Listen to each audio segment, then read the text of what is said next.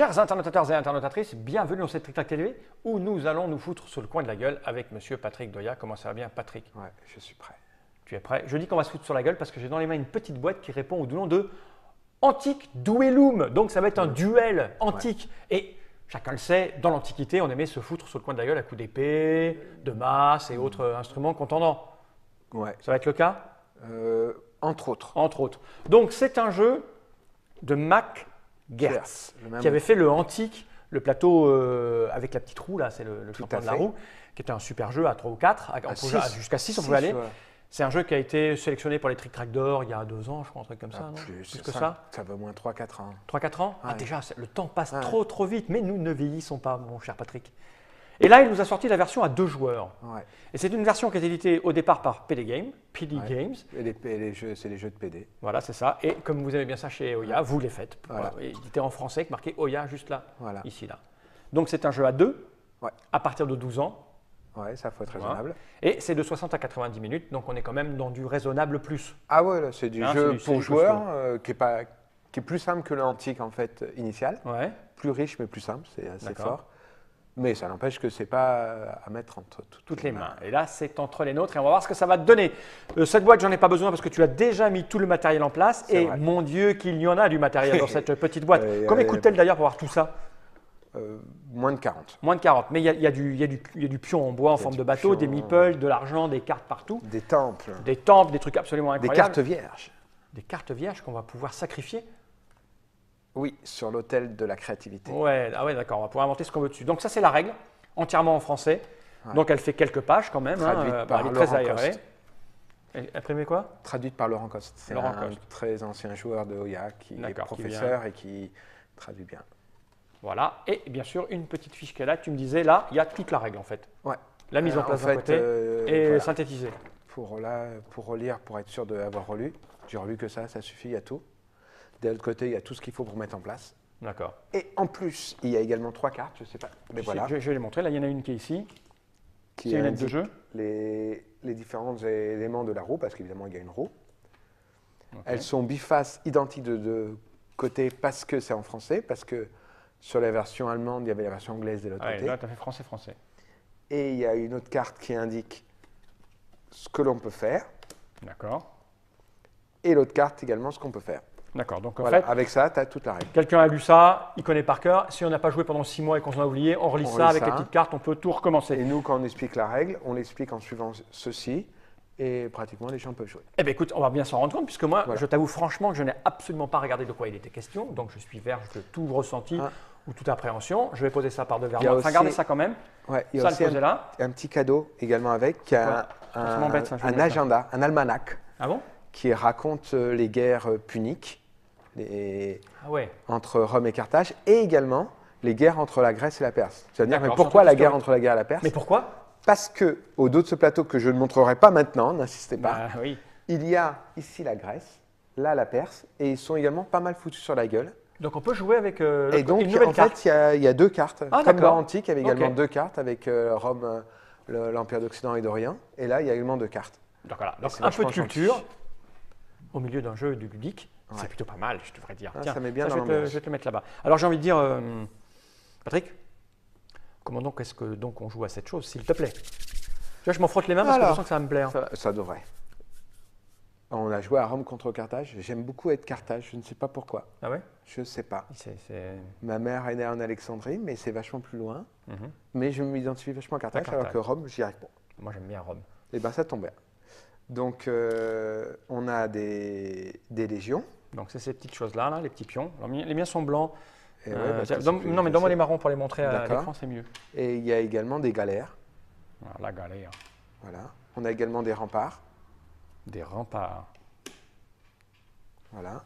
Des jetons qu'on posera pour dire les savoirs qu'on a développés. On a également des villes de 3 sortes différentes. De l'or, des cités, c'est de l'or, du fer et du marbre, comme dans le jeu de base.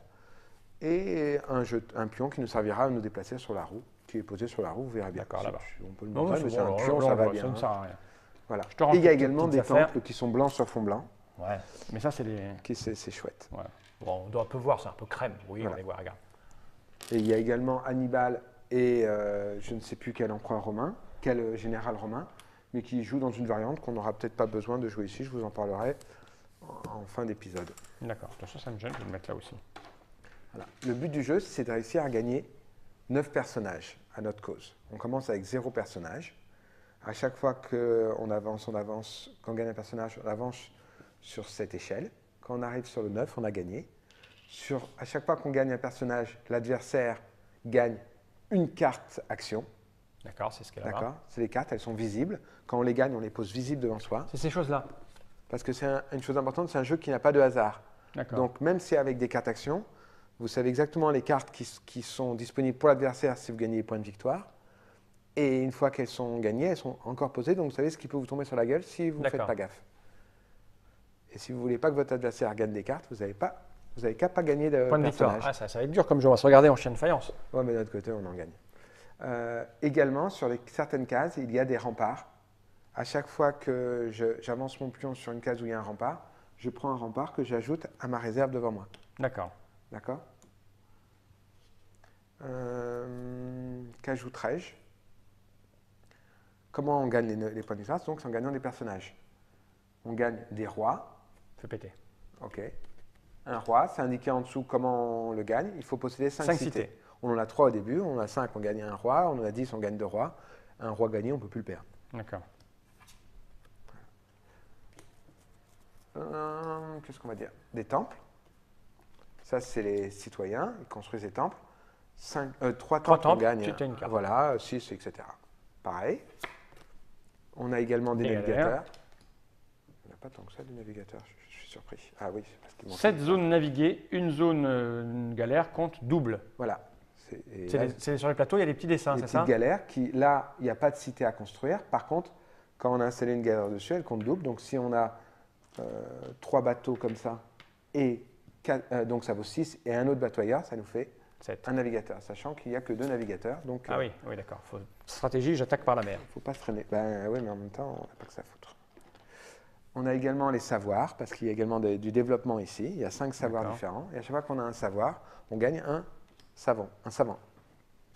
D'accord? Nouveau savoir, savant, c'est Zarathustra. Voilà. Et enfin, il y a des généraux. Un général est gagné à chaque fois qu'on détruit un temple adverse. Quand on gagne une cité qui a un temple, le temple est détruit et nous, on gagne un point de victoire, un personnage. D'accord.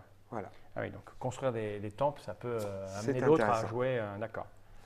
Comment joue-t-on? On joue comme à Antique, c'est-à-dire qu'on a chacun un pion qu'on va placer sur la roue qui nous fait faire l'action qui est indiquée dessus. Et à chaque fois que c'est à son tour de jouer, on peut se déplacer de 1, 2 ou 3 cases. Et réaliser l'action de la case qu'on atteint. Si on veut aller plus loin, on doit dépenser une ressource ou une pièce pour avancer plus loin. Alors, ça, c'est les pièces, les ressources, c'est quoi? C'est ça, c'est les ressources. Les pièces sont grises là-bas. Ça, c'est du marbre. Ah, d'accord. Donc là, j'ai 3 de marbre, 3 d'or et 3 de fer. Et 3 de fer. Et ça, c'est de l'argent et on n'en a pas. Voilà. OK.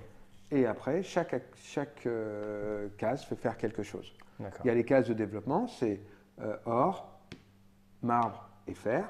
Quand on le fait, on produit. Chaque cité rapporte un élément. D'accord. Chaque cité avec un temple en produit 3. D'accord. D'accord.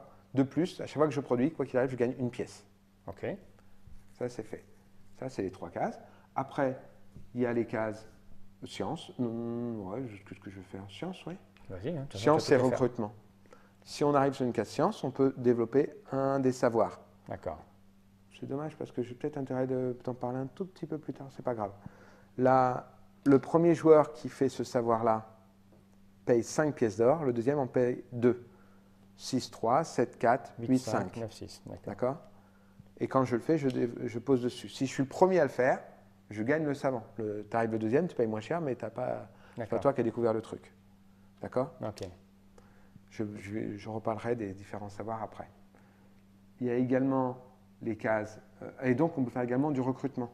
Ça veut dire on paye de l'or pour pouvoir placer des... Ça, c'est notre caserne. D'accord. La mienne est là ou la mienne? Ouais, parce que normalement, on joue face-face peut-être. Hein. Ouais. C'est mieux chacun d'un côté de la table. Logique, mais de l'autre côté, il y en a un qui voit tout à l'envers. Hein, d'accord.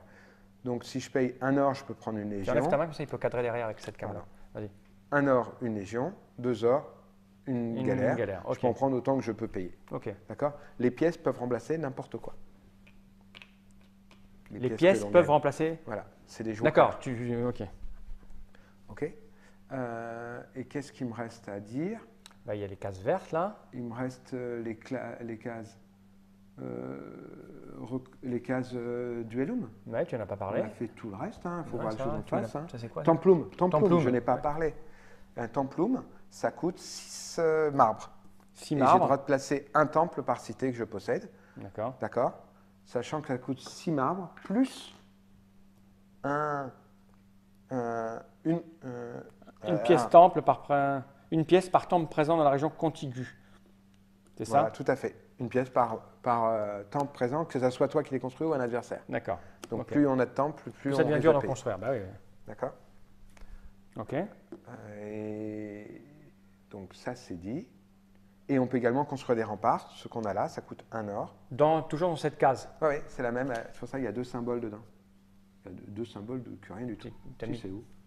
Là où il y a le truc marron. Ça c'est science. Temple, c'est là. T'es là.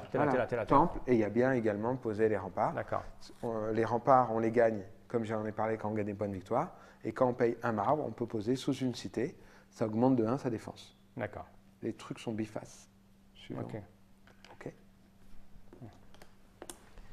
Et là, il me reste les choses Duellum. Voilà, c'est ce qui va nous poser problème. Ce qui nous permet de payer 2. Ah non, il y a Militia, j'ai oublié, je me disais. Militia, ça nous permet de payer du fer pour prendre nos hommes de la caserne et les envoyer et les poser sur nos cités et près des temples. D'accord. Près d'une cité, on peut rajouter qu'un bonhomme. Près d'un temple, on peut rajouter 3 bonhommes. On peut en avoir autant que l'on veut. Okay. Évidemment, les galères vont sur l'eau. D'accord. Et quand tu dis 3, c'est pour la case? C'est pour la case. Si je mets 2 militaires et c'est 3. C'est 3. Oui, 2 militaires et une galère, 2 légions et une galère, ça compte dessus. Voilà, et après il me reste la case Duellum, qui est la case où je peux me déplacer. Au départ, je peux me déplacer d'une case pour chaque personnage que je possède. D'accord, si je suis comme ça. Et là, ici, je peux faire ça et ça. Okay. D'accord? Si jamais j'arrive dans une case où il y a un adversaire. Il y a Duellum. Il n'y a même pas Duellum, il y a Écrasum. Écrasum? Un par un, ils se cassent. D'accord. Ah non, ils sont retournés dans leur caserne, heureusement, parce que sinon, c'est un peu rude. D'accord? Ils repartent dans la caserne. Ok. Et attention, lors des déplacements, par contre, les galères ne se battent pas contre les bonhommes. Les bonhommes. Si j'arrive là, ils ne peuvent pas se taper dessus. Ouais, normal. Donc, ils peuvent rester tous les deux dessus. Par contre, c'est la même chose si on arrive là, boum. Voilà, ils sont rentrés immédiatement. Ok. Ok, ça, c'est un déplacement. Si à la fin de son déplacement, on est près d'une cité adverse et qu'on est suffisamment fort pour la battre. Après, ça veut dire dans ma zone. Oui. On est dans la zone d'une cité et tu es au moins aussi fort qu'elle, tu la détruis et ta cité devient la tienne. Pour ça, comment on compte la force d'une cité? Une cité vaut 1. Ouais. Si elle a un rempart, elle vaut 1 de plus. Si en plus elle a fait la République, elle a également 1 de plus. D'accord. Ok. Et après, chaque légion ou galère à côté rajoute 1. D'accord. Donc par exemple, si je suis dans ce cas-là, j'arrive à Gênes, il y a 1 plus 1, 2. J'arrive à 2. Ils s'en vont, les 2 s'en vont, mais j'ai gagné. D'accord. Bon, j'ai intérêt très très vite de mettre des bonhommes ici sans jamais durer. D'accord. Et un temple rajoute 3, pardon. Rajoute pas 3. Une cité sans temple vaut 1, une cité avec un temple vaut 3. Le temple, c'est toujours 3. Ouais, ça c'est plus facile comme ça. Voilà. Et c'est tout pour les batailles. Ça rigole pas. Ça va vite, c'est simple, c'est sobre, c'est efficace. Voilà. Alors qu'est-ce que donc les savoirs, ça permet de déplacer 2 fois. Une légion se déplace de 2 au lieu d'un seul. D'accord. Toutes tes légions. Donc c'est le premier qui se pose là-dessus, qui paye 5, qui a ce pouvoir. Toi, tu l'auras pas. Tu l'auras en venant après, mais tu paieras que 2. Mais par contre, tu n'auras pas la carte savoir. Et comme le but, c'est quand même d'avancer là-dessus, il faut D'accord. Tu as la carte savoir, mais du coup, tu as aussi le savoir. Tu n'as pas la carte, mais tu sais avancer à voilà. Ok. Tu as développé, c'est les routes.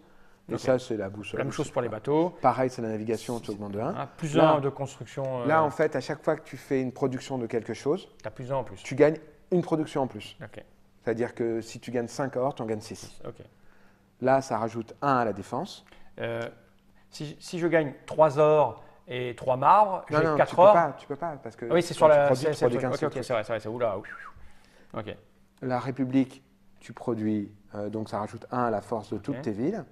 Et là, le commerce, ça te permet d'échanger 3 matières premières que tu possèdes contre 2 autres. D'accord. Ok. De ton choix. D'accord. Et voilà, le tour du jeu.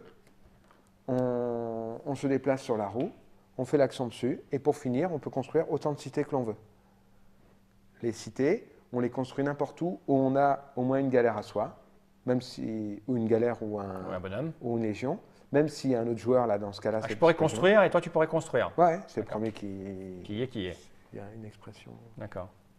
Je te dirai tout à l'heure. À ce moment-là, pour construire, il faut payer une matière première de chaque. Ok. Plus, et on pose la matière première de son choix. Sauf que si jamais j'ai des matières premières identiques à côté, je dois augmenter de une pièce, je dois payer une pièce de plus pour chaque matière identique à côté. D'accord. Ça encourage la diversité. Voilà. Et si j'ai gagné des personnages, grâce à tout ce que j'ai fait pendant le tour, je les prends et mon tour est fini. Alors les personnages, c'est... Alors pour monter là, c'est ce qui fait gagner, c'est quand on est là-haut, tu m'as dit, rappelle-moi, c'est pour chaque carte que tu as. Oui, chaque carte, ça veut dire 5 cités, 3 temples, 7 zones maritimes, un nouveau savoir ou un temple détruit. Ok. Une dernière chose, j'ai dit comment gagner les cartes. Ah oui, comment on les gagne? On les gagne à chaque fois que chaque personnage gagné par l'adversaire te donne une carte. Et ces cartes, elles sont devant nous et c'est les pouvoirs qu'on a. C'est les pouvoirs qui sont vachement chouettes. Recevez une pièce pour chaque personnage en moins que votre adversaire. Si ton adversaire qui a foncé, paf. Mais c'est une fois. Oui, tu l'utilises. Une fois, ok. Mais ça te permet de faire des combos d'enfer. D'accord, il y a plein de cartes spéciales à l'intérieur. Et une autre façon de gagner une carte, c'est quand l'adversaire t'attaque.